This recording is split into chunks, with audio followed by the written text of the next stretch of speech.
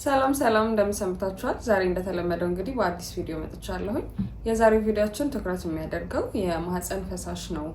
እንዲሁም ከማህፀን ፈሳሽ ጋር ተያይዘው የሚጠየቁ ተደጋጋሚ ጥያቄዎች አሉ። የማህፀን ፈሳሽ መብዛት፣ የማህፀን ፈሳሽ ሽታዎች እና እነዚህን ጥያቄዎች በተደጋጋሚ በኢንስታግራም በግል በጣም ብዙ ሰው ነው የሚጠይቀኝ። ስለዚህ እንዲሁም የተለያየ የምሰራቸው ቪዲዮዎች ላይ ሁልጊዜ ከምጠየቀው ጥያቄ ውስጥ አንዱ ነው። ስለዚህ የሁላችሁንም ጥያቄ ለመመለስ በዚህ ቪዲዮ በግልጽ ለማስረዳት እሞክራለሁ ማለት ነው። ስለዚህ ከቪዲዮ ጋር አብራችሁ ቆዩ። በመጀመሪያ እንግዲህ የማህፀን ፈሳሽ በምንልበት ሰዓት ማንኛውም ሴት ልጅ የማህፀን ፈሳሽ ይኖራታል። ይህ የማህፀን ፈሳሽ ከአንድ ሴት ሌላ ሴት ላይ ሊለያይ ይችላል፣ መጠኑ፣ ከለሩ እንዲሁም ደግሞ ሽታው። ከዛም ባለፈ ደግሞ እንዲሁ አንድ ሴት ላይ በወር አበባ ዑደታችን ምክንያት በየሳምንቱ በየጊዜው ሊቀያየር ይችላል የዚህ የማህፀን ፈሳሽ። ለምሳሌ የወር አበባዎቹ ሊመጣ በሚሆንበት ጊዜ ወይም ደግሞ 2 ሳምንት ሊቀረው አካባቢ የማህፀን ፈሳሽ በጣም ወፍራም ሊሆን ይችላል፣ እንዲሁም መጠኑ ሊበዛ ይችላል። ፔሪዮዳችሁን ካያችሁ በኋላ የወር አበባ ካለፈ በኋላ ደግሞ ይሄ የማህፀን ፈሳሽ የተወሰነ ጠረን ወይንም ደግሞ ሽታ ሊኖረው ይችላል ማለት ነው። ይሄም ለምንድን ነው?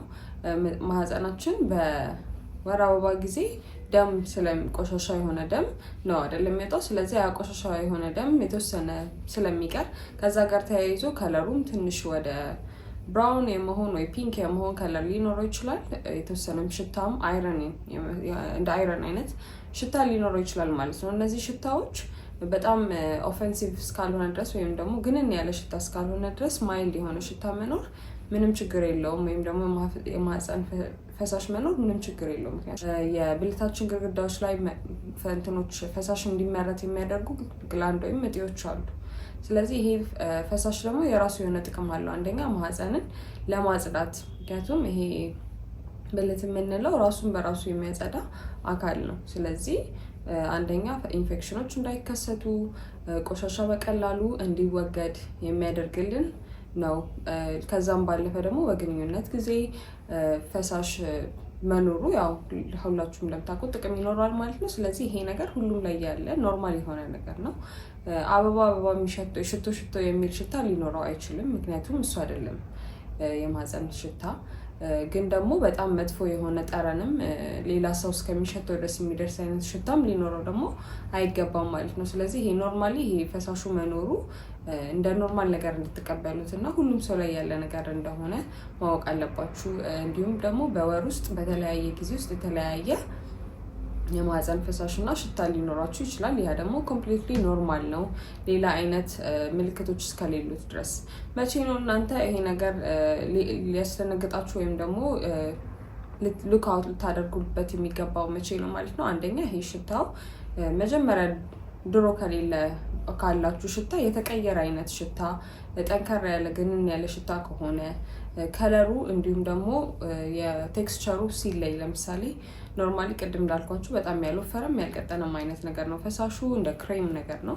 ነገር ግን ኢንፌክሽኖች በሚኖሩበት ሰዓት እንደተከሰተው ኢንፌክሽን የስት ኢንፌክሽን ሊሆን ይችላል፣ ባክቴሪያል ኢንፌክሽን ሊሆን ይችላል፣ ከአባላዘር ጋር ተያይዘው የሚመጡ በሽታዎች ሊሆን ይችላል። እነሱን ተከትሎ የዚህ ፈሳሽ ቴክስቸር ሊቀየር ይችላል ማለት ነው። ስለዚህ በጣም ወፍራም ከሆነ፣ ከለሩ ከተቀየረ፣ አረንጓዴ ከሆነ፣ በጣም ቢጫ የሆነ ከሆነ ወይም ደግሞ በጣም ነጭ እንዳርጎ የሆነ ከሆነ፣ እንዲሁም ማሳከክ አይነት ነገር ካለ፣ አሳ የመሽተት ነገር ካለው፣ እንደዚህ አይነት ነገር ሲኖር ኢንፌክሽን ሊሆን ስለሚችል የሕክምና ተቋማቶችን ማየት ተገቢ ነው ማለት ነው። እነዚህ ኢንፌክሽኖች እንዳይከሰቱስ ምንድን ነው ማድረግ የምትችሉት? ምክንያቱም ብልታችን ማህፀናችን አካባቢ ያለው ኤሪያ ሴንሲቲቭ ነው። በቀላሉ ኢንፌክሽን ያጠቃናል ካልተጠነቀቀን። በጣም በቀላሉ ኢንፌክሽን ሊመጣ ይችላል። የብዙ ሰው ደግሞ ሌላኛው ችግር ቶሎ ተደጋጋሚ የሪካረንት የምንለው አይነት ኢንፌክሽን መፈጠር ነው።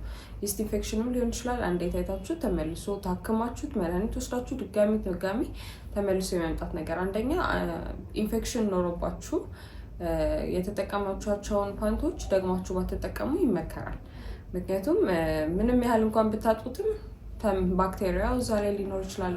ይስት ከሆነ ይሄ ፈንገሱ እዛ ላይ ሊኖር ስለሚችል ከቻላችሁ በሙቅ ውሃ መዘፍዘፍ እነዚህን ፓንቶች መልሳችሁ ከማድረጋችሁ በፊት ቢቻል ደግሞ ኢንፌክሽን በነበራችሁ ጊዜ የተጠቀማችሁን ፓንቶች እንዳለ ባትጠቀሙ ይመከራል ማለት ነው። ሁለተኛ ሌላ ልታደርጉት የምትችሉት ነገር ምንድነው? ተደጋጋሚ ይሄ ኢንፌክሽን ላይ የሚያጠቃችሁ ሰዎች ሜዲካሊ በሕክምና ፕሩቭን የሆነው በቃ ይሄ ነው መድኃኒት የምንለው ዋና የምንሰጣችሁ መድኃኒት ነው።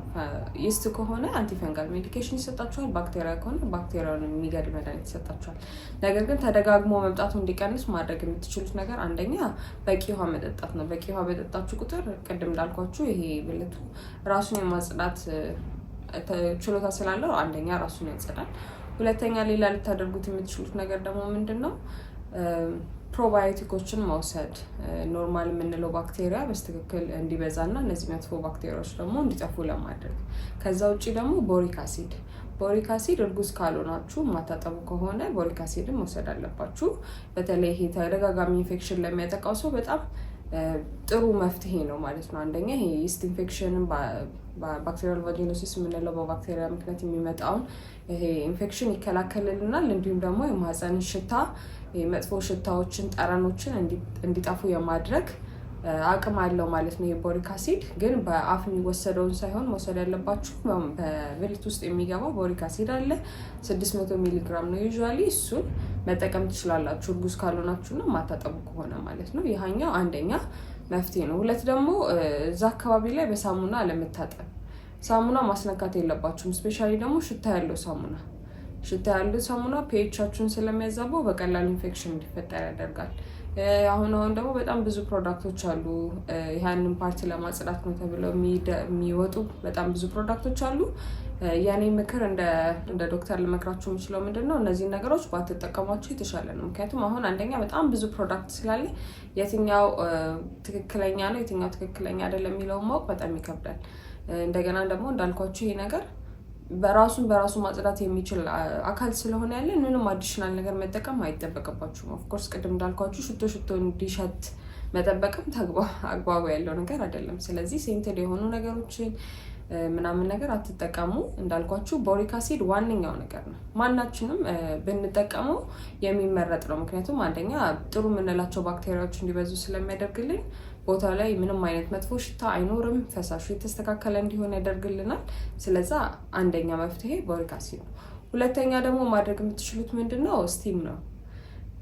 ስቲም አሁን ሜዲካሊ ይሄ ነው ተብሎ የሚሰጥ የሕክምና ነገር ሳይሆን ነገር ግን እንደ አዲሽናል ነገር ከሕክምና ውጪ ኢንፌክሽን ለሌለበት ሰው ግን ደግሞ ስፔሻሊ ደግሞ የወር አበባ ከሄደ በኋላ የተወሰነ የሚቀየር ሽታ ስላለ እሱን ነገር ወዲያውኑ ለማጥፋት ፔሪዳችሁን ከጨረሳችሁ በኋላ ምን ማድረግ ትችላላችሁ? የቀረንፉድ ውሃ በደንብ የሞቀ ውሃ ላይ የቀረንፉድን ታደርጉና በጣም የሚያቃጥል ውሃ መሆን የለበትም። ኦፍኮርስ ስቲሙ እንዳያቃጥላችሁ እንፋሎቱ ሲወጣ እንፋሎቱ እንዳያቃጥላችሁ ተጠንቀቃችሁ እሱን ቁጭ ነገር ብላችሁበት ከላይ ውሃው ስቲሙ መታጠን። ከዛ በኋላ ደግሞ ውሃው ከበረደ በኋላ አጥልላችሁ ቀረንፉዱን በደንብ አጥልላችሁት ከዛ በኋላ በውሃው መታጠብ ትችላላችሁ ማለት ነው። ያኛው ከፔሪድ በኋላ የሚመጣ ሽታዎችን ለማጥፋት ይጠቅመናል ማለት ነው። እንደገና ደግሞ ቀረንፉድ በተፈጥሮ አንቲ ኢንፍላማቶሪ ሆነ ኢንፌክሽኖች ምናምን ነገር እንዳይከሰቱ የማድረግ አቅም ስላለው እሱ አንድ ሌላ ማድረግ የምትችሉት ነው። ይስት ኢንፌክሽን በተደጋጋሚ ደግሞ ለሚያጠቃችሁ ሰዎች ደግሞ ምን ማድረግ ትችላላችሁ? ነጭ ሽንኩርት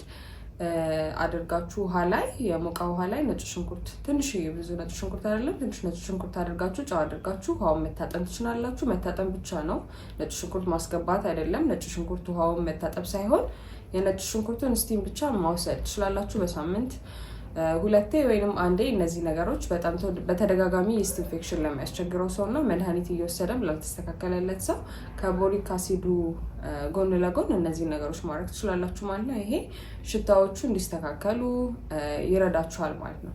ከዛ ባለፈ በጣም ፈሳሽ እየበዛ አስቸገረኝ ብላችሁ ለጠየቃችሁኝ ሰዎች አብዛኛው የመጣው ጥያቄ ስፔሻሊ ግንኙነት ካደረኩኝ በኋላ ፈሳሽ ይበዛል። ግንኙነት ከተደረገ በኋላ ፈሳሽ መብዛት ኖርማል ነው። ምክንያቱም በግንኙነት ጊዜ የሚመረት ግላንዶቻችሁ ወይም ደግሞ እነዚህ በብልት ጥግ ላይ ያሉት እጢዎች ፈሳሽ እንዲመረት ያደርጋሉ። ስለዚህ ያው ተጨማሪ የሆነ ፈሳሽ ይኖራል ማለት ነው። ስለዚህ ያህ ኖርማል ነው። ሌላ አይነት ስሜት እስከሌለው ማበጥ፣ ማሳከክ፣ መቆጥቆጥ እንደዚህ አይነት ነገሮች እስከሌሉት ድረስ ይሄ ኖርማል ነው። ስለዚህ ይሄ ነገር ሊያሳስባቸው አይገባም ማለት ነው። አይ ሆፕ ይሄኛው ቪዲዮ ጥያቄዎቻችሁን እንደመለሰላችሁ የትኛው ኖርማል የሆነ ነገር እንደሆነና ሊያሳስባችሁ እንደሚገባና የትኛው ደግሞ ሊያሳስባችሁ እንደሚገባ መቼ መድኃኒት መውሰድ እንዳለባችሁ የመለሰላችሁ ይመስለኛል ማለት ነው። ስለዚህ ይሄ ቪዲዮ ላይ ጥያቄዎቻችሁ እንደተመለሱ ተስፋ አደርጋለሁ። በዚህ ቪዲዮም ሆነ በሌላ የጤና እክል ላይ ጥያቄዎች ካሏችሁ እንደተለመደው ኮሜንት ላይ አስቀምጡልኝ። በተቻለ መጠን ለመመለስ እሞክራለሁ ማለት ነው። እስከ ሳምንት ድረስ ባይ ባይ።